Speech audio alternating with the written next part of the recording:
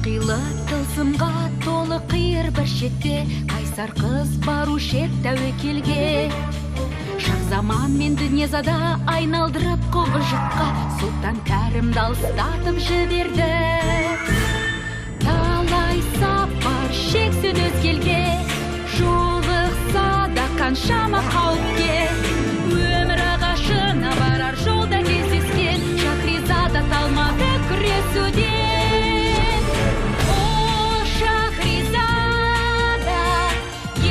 Мың бір түн ертегісіндегі, о Шахризада, қызыққа толы ертегілерді айтамыз.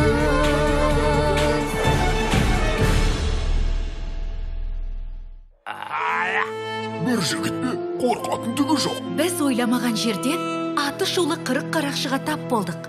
Алибаба атты жергілікті көпестің арқасында амалымызды асырып, сиқырлы құбылнаманы қайтарып алдық. Алайда өмір ағашын іздеп табу үшін бізге әлі көп ақпарат қажет болды. Ескі досымыздың үйінде қонақта жүргенімізде алтын қалада тағы да бір жайсыз оқиға орын алды. Ескі шамды жаңасына айырбастау.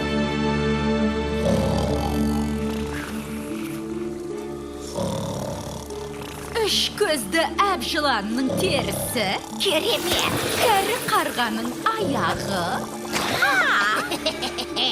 Тәбетім ашылып кетті ғой. Кішкене ауыз тисем қайтеді, тарт қолыңды.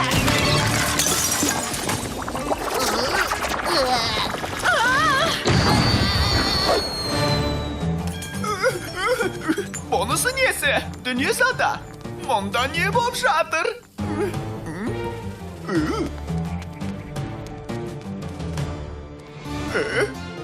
Сәлем, бәрі дұрыс, уайымдайтын түгі де жоқ. Бетіңе не болған? Келші сүртіп берейін. Тарт қолыңды, қажет емес. Саған не керек өзі? Ренжімеші, мен әншейін айтпақша. Саған мынаны көрсетейін деп едім. Шынылы қаладан таңғы жаңалықтар.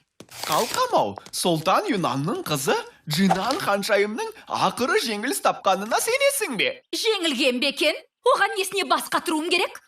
Жекпе-жек шайқаста жаңа ханзада оны алдап соққан көрінеді. Ол жігіт кәдімгідей чемпион шығар. Иә, енді қайтейін. Мынау сол ғой. Немене? Кімді айтып тұрсың? Бұл ханзада емес, әлгі ұры Аладдин. Ол жер астындағы үңгірден тапқан сиқырлы шамын маған әкеп беру керек болған. Иә, әлгі тыным таппайтын пысықсымақ Шахризадаға кезіккені мұң болды. Пақлавамды ұрлап алмады ма? Оның басын алуды ұмытып кетпейін. Егер ол шынылы қаланың ханзадасы болып сайланса, Шахризадаға қол ұшын берері анық. Бұл жақсылықтың нышаны емес. Ол елмеген қортық Джинанды жеңген болса, ана сиқырлы шамның мен ойлағаннан да құдіретті болғаны ғой, оны қайтаруым керек. Шам қолыма тиер болса, Шахризаданы қызықтырамын, сонда ол өзі-ақ тұзаққа кеп түседі. Иә, ал менің күнім не болмақ? Бізді айтам. Соны да білмеймісің? Сен шынылы қаланы басқару мүмкіндігіне ие боласың. Бұл сенің арманың еді ғой, есіңде ме? Әрине, айтқаның келсін. Алайда ол чемпион емес пе? Ана ұры жігіт қазір ханзада болғандықтан жоспарым жүзеге асар ма екен? Оны маған қалдыр. Қане алға, соққар желаяқтарым менің тындыратын шаруа.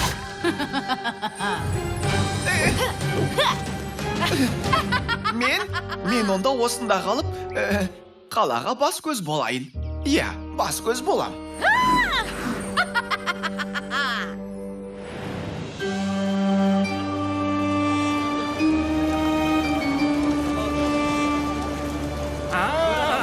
Атаңызға айналған сиқырлы құбылнама ма? Бәрекелді бикеш. Әкең көрсе риза болар еді. Ол мұнда келуші ме еді? Иә, жиі келеді. Тіпті өткен күні ол бізді бір қатерден аман алып қалған еді. Ол туралы тағы да айтып бересіз бе? ол кеткенде мен тым кішкентай болатынмын. Әкем жайлы көбірек білгім келеді. Әрине, қуана айтып беремін. Бірақ алдымен мына жігітті бұрынғы қалпына келтіріп алсақ қайтеді. Иә, әрине. Сонымен, енді біз сиқырлы құбылнамаға бағыныштымыз. Ал енді, маған дауыл тосқаулынан өздеріңді алып шығатын қай капитанды таңдағандарыңды айтыңдар. Капитанды ма? Капитанды қайтеміз. Бізде құбылнама бар ғой. Дауылды теңізден сол алып өтпей ме? Бұл сендер ойлағаннан да оңай шаруа емес.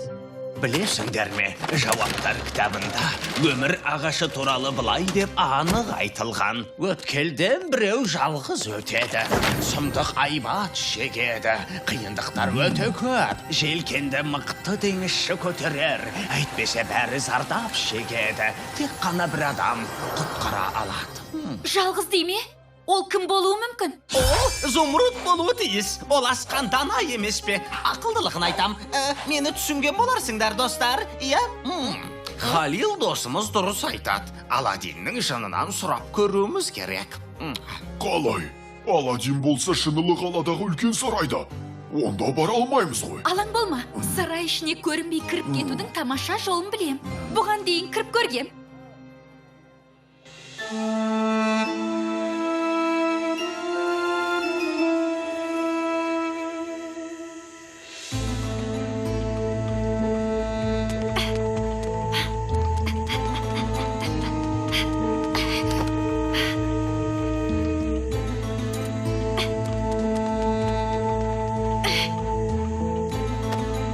Зумрудты көтеретінім қандай жақсы болды. Тыныш.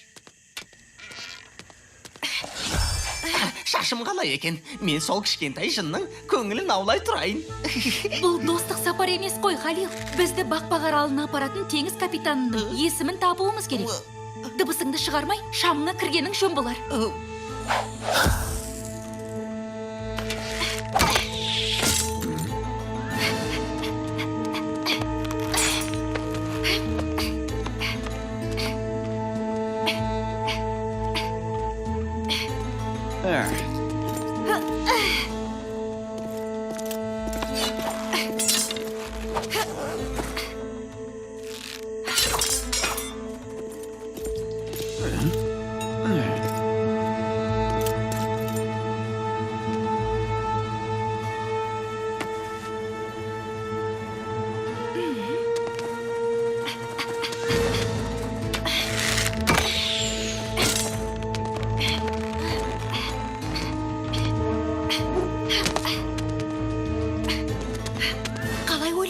Аладдин жаңа өмірге қалай бейімделіп жатыр екен? Өзі бағы бар жігіт екен. Жер бетінде одан асқан бақытты адам жоқ шығар. Жинан, сен мені тыңдап тұрған жоқсың ғой. Ханшайым, мен сенің қасыңда болғым келеді. Ешқайда кеткім келмейді. Кет дедім ғой саған. Жинан, бұл әрекетің негізсіз. Негізсіз бе? Өзің сөз түсінбейтін ақымақ екенсің. Немене? Бұл қылығыңмен тентек балаға ұқсап кеттің. Немене?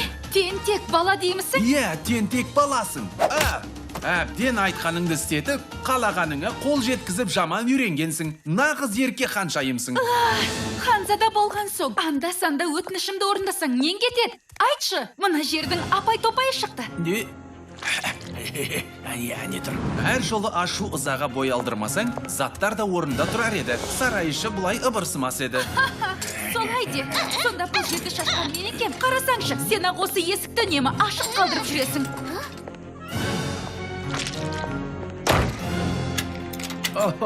Қойшы, сен менің кеткенімді қалайсың. Сені төбесіне көтеріп жүретін қызметші керек қой. Солай ма? Бар лақтырғаның осы ма? Қап, сені ме? Жоғал! Мен қайтып келгенше қараңды батыр. Ей, бер кел. Кім бар мұнда? Қане шық бері. Сабрет, Аладдин, бұл мен ғой. Шахризада, сен мұнда неғып жүрсің? Егер ұсталып қалсаң, олар сені зынданға тастайды ғой. Маған сенің көмегің керек. Біз Зумрудпен сөйлесуіміз керек. Зумруд? Мақұл, шам сөмкемде болатын.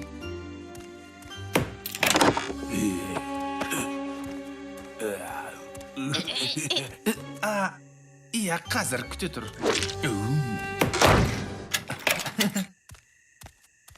Аладдин?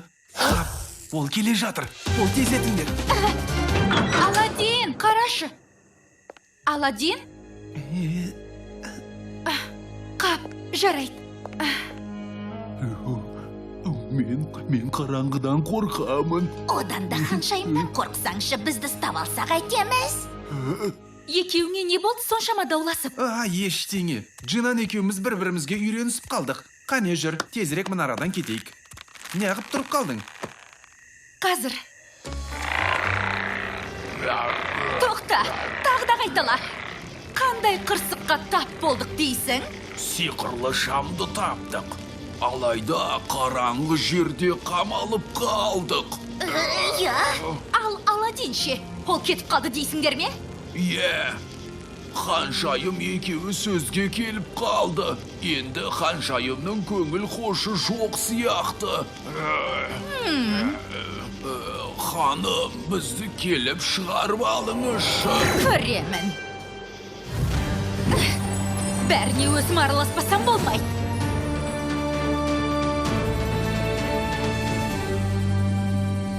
Сонымен, Зумрудқа қояр сұрағым бар еді. Кейде осы Джинанды түсінбеймін. Ондай қырсықты өмірімде көрмеппін. Қызық. Ал өзіңше? Мен қырсық емеспін. Кім білсін, мүмкін ханшайым болған соң сондай шығар. Әбден өз дегенмен жүріп үйренген. Иә, ханшайымның шамалы қыңырлығын көтеретін шығарсың, иә? Іске көшсек қайтеді. Менің мақсатым оған қол жеткізу емес еді. Сонда сенің оған деген көңілің суып кетті ме? Жоға, ол не дегенің? Тек сол мінезімен дегбірімді қашырып жіберді.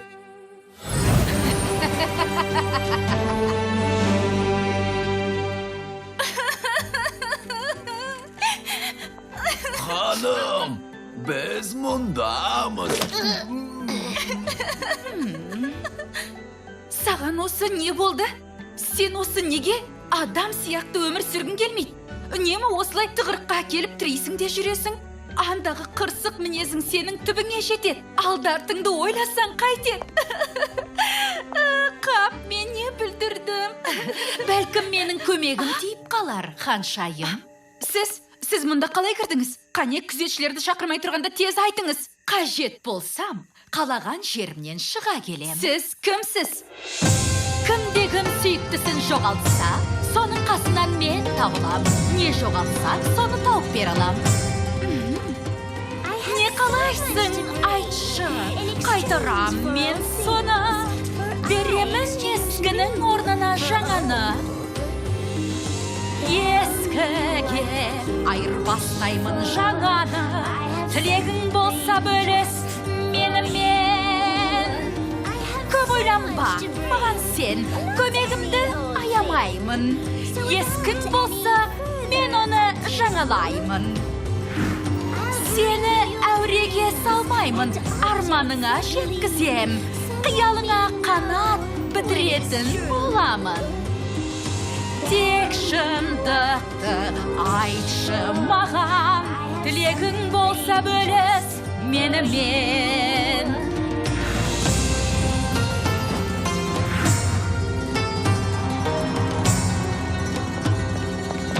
Көрдің бе, ханшайым? Саған қол ұшын беруге шамам жетеді. Алайда маған ешкім көмектесе алмайды. Аладдин кетіп қалды. Мен білсем, ол бір жола кетті. Осының бәріне өзім кінәлімін. О, уайымдамашы, қызым. Мінекей, осы көмектесе. Шамдар ма? Иә, судай жаңа шамдар, қызым. Өздері сиқырлы. Бұл сиқырлы шамдардың пайдасын айтып жеткізу мүмкін емес. Сонда олардың не қасиеті бар? Айтыңызшы. О, қасиеті керемет. Андағы қолыңдағы шам тілегіңді орындайды. Шынын айтсам, кез келген адамды қайда жүргеніне қарамастан үйіне қайтарады. Үйіне қайтара ма? Шынылы сарайда ханзадалық өмір сүргенше, ұры болып жүргенім оңайырақ екен. Егер кәсіп ретінде қарасаң, кез келген кәсіптің қызығы мен шыжығы болатыны белгілі ғой. Джинан ханшайым екеуің татуласып кетесіңдер. Екеуің бір-біріңді ұнатасыңдар. Көр де тұр. бәрі жақсы болады. Достар, көп сөзді қойып, іске кіріссек, әлде қайда дұрыс болар еді.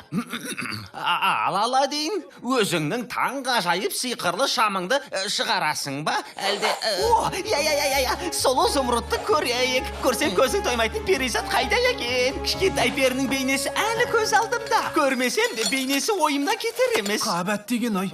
Ол мұнда жоқ екен. Асығып жүріп, оны сарайдың бір жеріне түсіріп алған болармын. Сарайдасы несі? Сонда ол сөмкеңде жоқ боп шықты ма? Иә, бірақ алаң болма, оны тауып алам. Ол Джинанның бөлмесінде тұрған шығар. Онда біз осында күте тұрамыз.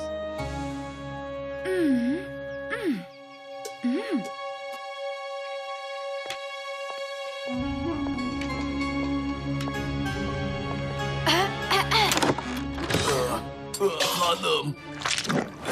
Ой, үніңді өшірші, Бұл шам қанша тұрады? Бағасын айтыңыз.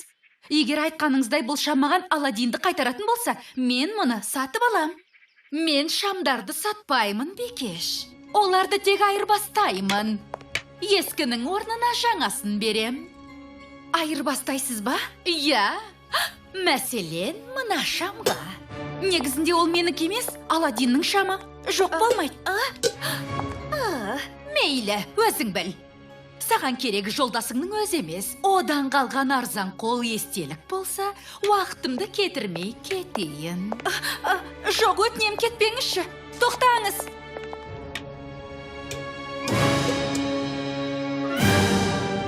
Енді мұнымен не істеймін? Көзіңді жұмасыңдағы тілегіңді 3 рет қайталап айтасың. Оның еш қиындығы жоқ. Көп рахмет сізге. Өтінем, Аладдинді қайтаршы маған. Өтінем, Аладдинді қайтаршы маған. Өтінем, Аладдинімді қайтаршы маған. Аладдин! Рас екен-ау. Аладдин, кешірші мені. Сен де мені кешірші, күнім. Рас айтам, болған іске қатты өкініп тұрмын. Жа, о не дегенің? Өзіңді жазғыра бермеші. Енді кәрі дауласпайықшы, иә? Бұдан бұлай қайталанбасын. Кедергі жасағаным үшін кешіріңдер. Шам не болды? Ал мынауың кім? Ол Шахризада ғой. Ол менің досым. Иә, Джинан, досым болады. Досым деймісің? Ұры боп жүрген кезіңдегі досың ба? Иә, әзіл ғой. Мен оған көмектеспекші едім. Ал оған не істеп көмектеспексің? Қалай түсіндірсем екен? Мен... Тоқта. Сен әлгі хабарландырудағы іздеу жарияланған қызсың ба? Ол атақты Харун Халидтің қызы. Тыңдашы, қазір оны талқылауға уақыт жоқ. Бұл өмір мен өлім мәселесі. Солай ма? Джинан, шамым қайда кеткен? Осында қалған еді ғой. Ханшайым, шамым қайда? Білесің бе, Аладдин, мен оны мынаған айырбастап алдым. Бұл сиқырлы екен. Сені қайтарып әкелген осы шам, алайда қазір бұған күмәндана бастадым. Айырбастағаны несі? Оны кіммен айырбастадың? Бір кемпірмен. Кемпірмен? Қайдағы кемпір? Сен не айтып тұрсың? Қап! Дүниезада! Шам сонда екен. Енді ол менікі. Жеттім-ау әйтеуір. Бұнсыз енді өмір ағашын ешқашан табалмайсыңдар. Біздің сарбаздар сендерді де, ана сабалақ көк құбыжық достарыңды тауып алады. Жерге кіріп кетсеңдер де ұсталасыңдар.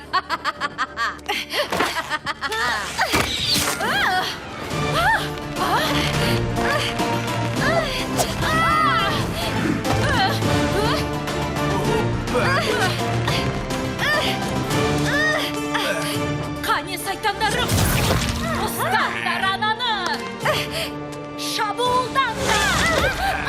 Байқа Шахризада!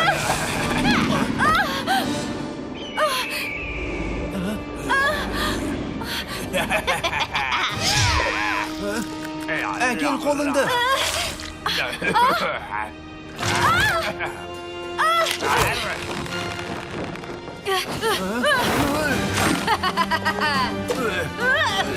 Әкел шамымды, шамды бер.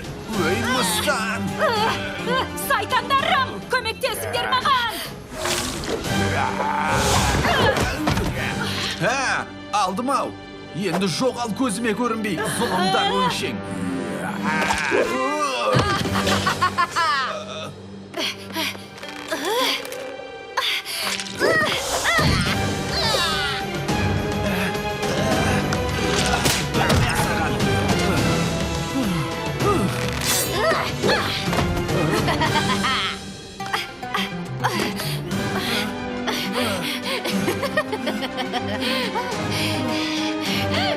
Шамды таста, қане!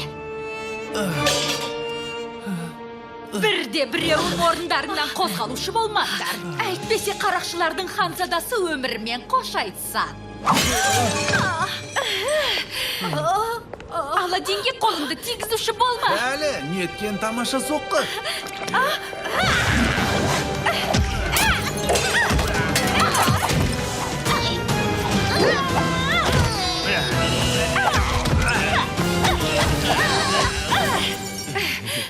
Жоқ, шамымды беріңдер маған. Саған шам керек пе? Онда кел де өзің ал. Мен бармаймын. Жоқ! Қап! Қайрақ шамым! Шахризада, О, қымбатты Аладдинім! Жарақаттанбадың ба? жоқ, жеңіл жарақат алғаным болмаса аманмын. Енді қалай? Білмеймін. Ал енді қалай? Иә, енді жақсы болдым.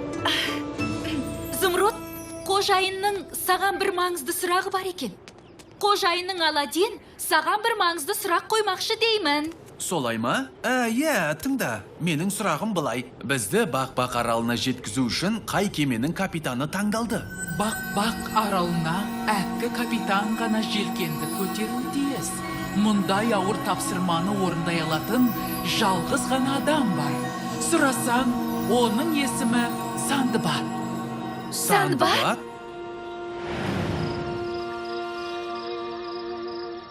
Аладдин мен Джинат татуласып, өзара жарастық пен сыйластықта өмір сүре бастады. Бәрі бір-бірін сүйе ме? Оған сол жайлы тағы да айтып берші. Ол жайлы тағы естігілерің келе ме? Я, мен романтикалық әндерді ұнатамын. Жоқ, әңгімелерді ұнатамын. Кербез Зумруд жайлы болса тіпті сүйсіне тыңдаймын. Өлең шығаруым керек. Неге екенін білмеймін. Ұсынысымнан бас тарттым. Араларында өлең шығарып, ұйқастыра алатындар бар ма? Айтсаңдаршы. Ең болмаса атын білетін болдық. Сандыбат. Оны тапсақ, өмір ағашында табамыз. Сандыбат па? Оны мен ұйқастыра алмаймын. Ойлануым керек.